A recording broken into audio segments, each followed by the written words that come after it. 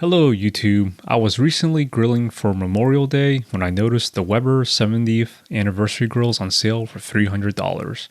These have been out for some time and are essentially master touch grills with cosmetic changes. Depending on the color you want, it can be impossible to find locally. The closest retailer carrying this rock and roll blue color only had one in stock, and it was the floor display model. I decided to buy one from Amazon and had some concerns, but it is shipped and sold by them. If you look at this label, it was distributed from the Weber warehouse in Illinois. Many online stores claiming to stock and sell this grill will likely go through the same channel to get this to your front door. I chose blue, but the diner green and the hot rod yellow are also popular. The Hollywood gray is a good bet for those wanting something more subtle. The most common issues with these grills are fit and finish. Check for major paint damage, dings, and dents. Before assembling anything, make sure the lid fits properly on the bowl. It either fits or it doesn't. If it's warped and won't cover properly, you need to make the decision of returning, exchanging, or contacting Weber for a replacement. Looks like I hit the lottery because there was not a single issue with the finish on this grill. Assembly is straightforward, and here are some tips. I usually grease metal on paint contact, but since we are eating off of this, I prefer cooking spray.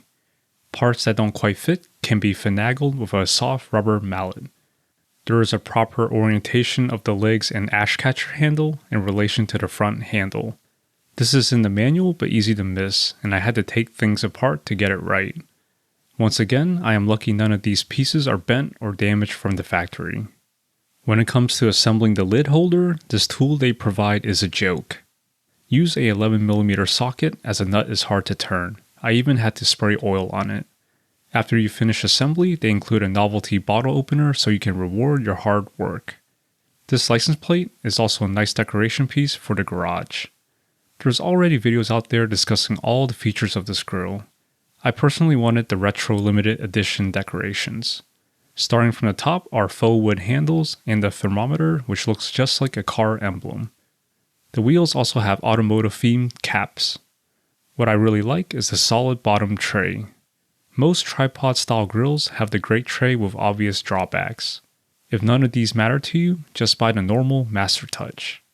Grills, along with everything else, have gotten more expensive over the years. The Master Touch grills are around $300.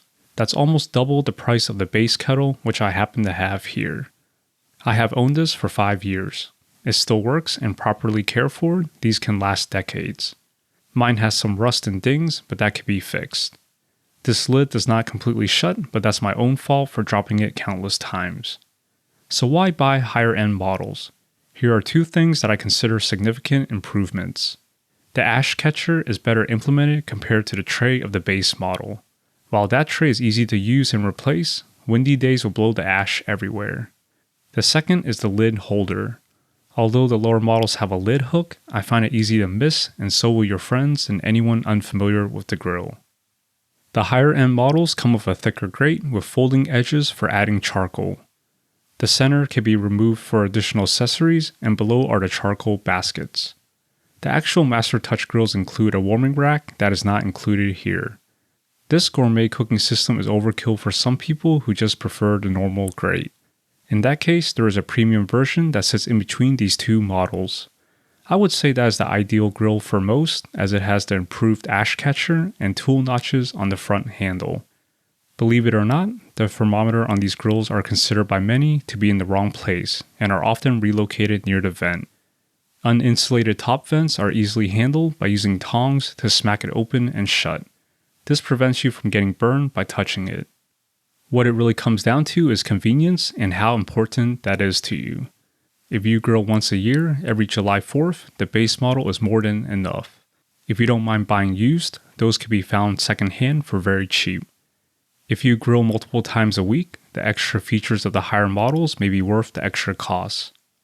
For anyone who cares, the packing box for the Master Touch grills are significantly taller and heavier at 50 pounds.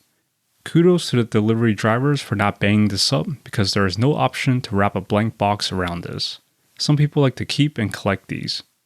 Finally, this is an outdoor shot of what the grill looks like on a sunny day. I could not find many videos showing this color. Hopefully this will help anyone on the fence about how the blue looks and how it may fit their existing garden decor. I am satisfied with my purchase and can't wait to start using it this summer.